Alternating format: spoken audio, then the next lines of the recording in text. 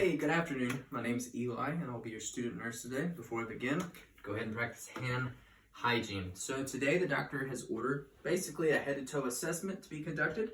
Before we do that, however, can you tell me your name, date of birth, and if you have any allergies?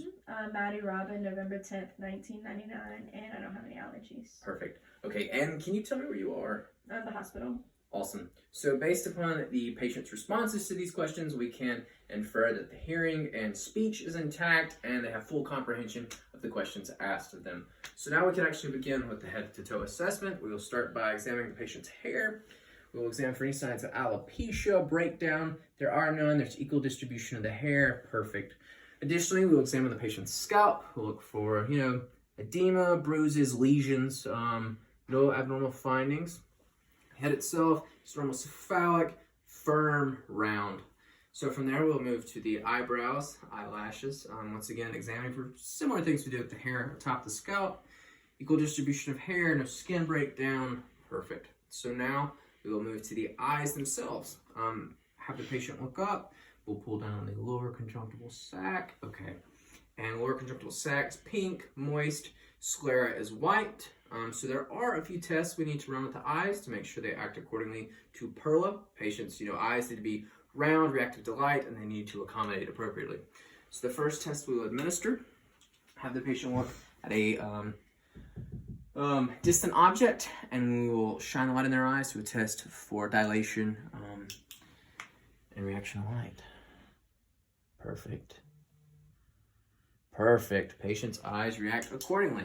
Additionally, we'll assess, like I said, for accommodation. So we'll have the patient once again look off the distance. We'll place the pin light in their eyes to see if they accommodate. So look here. Now look here. Perfect. Patient's eyes accommodate accordingly. Finally, we'll assess the 6 cardinal fields of gaze.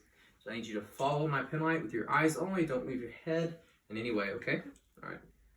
1, 2, 3, 4, 5, and 6. Awesome job. Now we will move to the ears. We'll assess, palpate for any tenderness, any pain, anything of that nature. Any? No. Wonderful. So keep your eyes closed. We're going to check their hearing. Hear this? Mm-hmm. Okay. Do you hear this? Yes. Now we'll connect the ears to the eyes. We'll see if the upper lobes are symmetric to the ears themselves. And they are. Wonderful. Now we can move to the nares. Breathe in for me. Okay. And breathe in for me. Awesome. So there's no nasal deviation of any sort. Finally, we'll move to the mouth. We'll examine the patient's oral mucosa. If you'll stick your tongue out for me.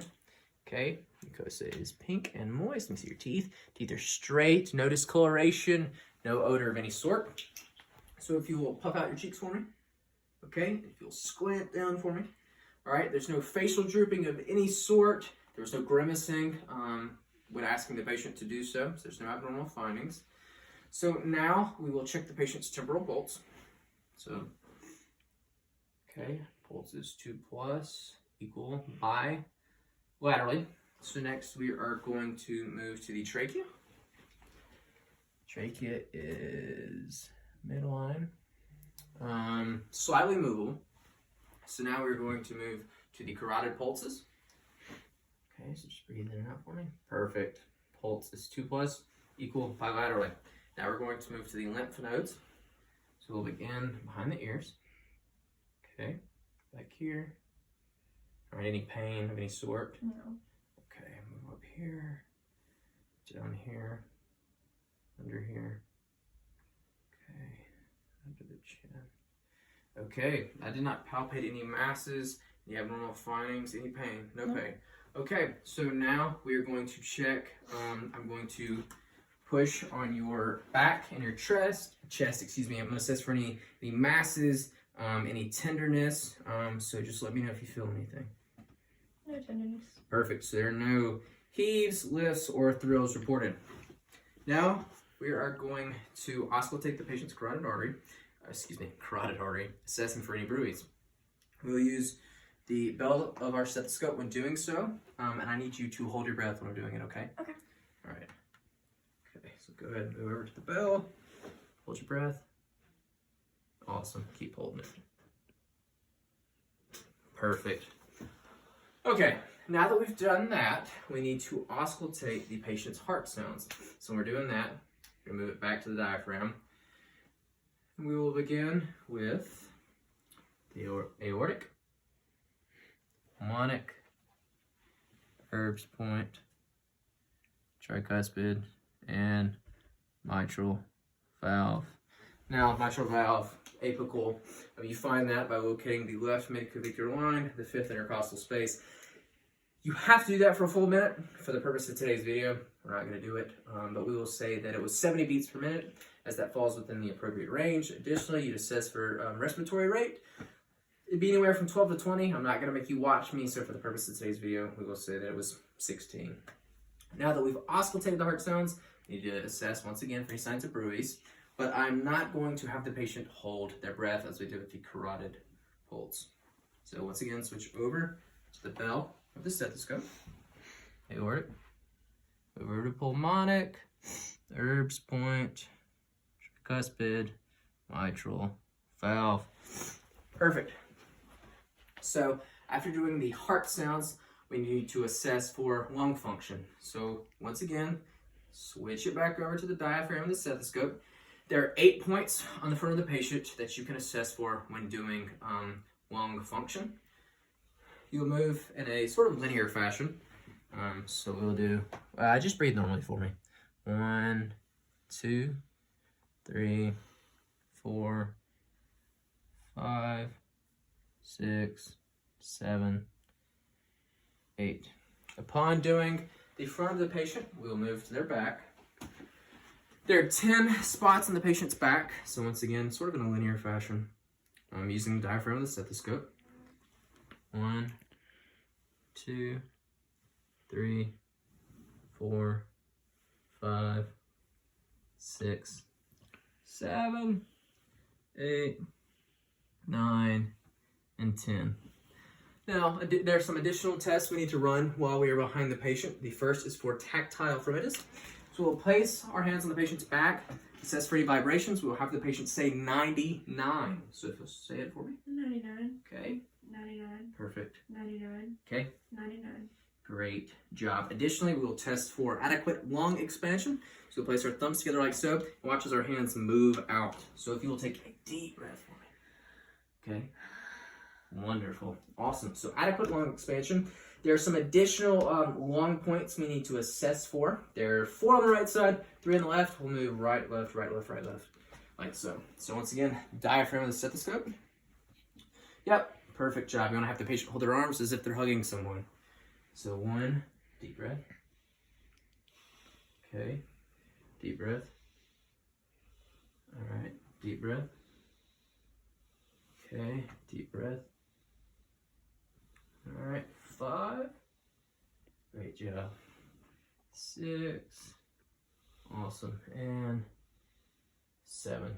Okay, we're going to move back in front of the patient for just a second. We're going to examine their arms, see if there's any abnormal hair growth, assess for temperature of the skin, assess for any discoloration.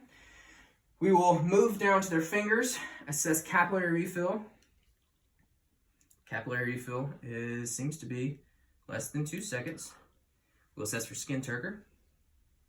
It is elastic. Additionally, I will test clubbing of the nails. So if you place your nails together like so, nail beds are not greater than 160 degrees. So that's perfect. I will have you squeeze my fingers. Grip strength is 5 out of 5. And I will also assess your radial pulse. So pulse is 2 plus equal bilaterally. So now I will have the patient lay down. Before beginning any further auscultation or palpation, I have to assess for jugular distension. So if you will look to the left for me. Okay, no distension or pulsation. Okay, if you look to the right, no abnormal findings here either whatsoever. So next we have to auscultate the bowel sounds. So with doing so, we'll have to ask the patient to lift up their shirt. Always make sure to maintain patient dignity. So to do so, use of the stethoscope and the diaphragm of the stethoscope. There are 4 specific quadrants you have to look for.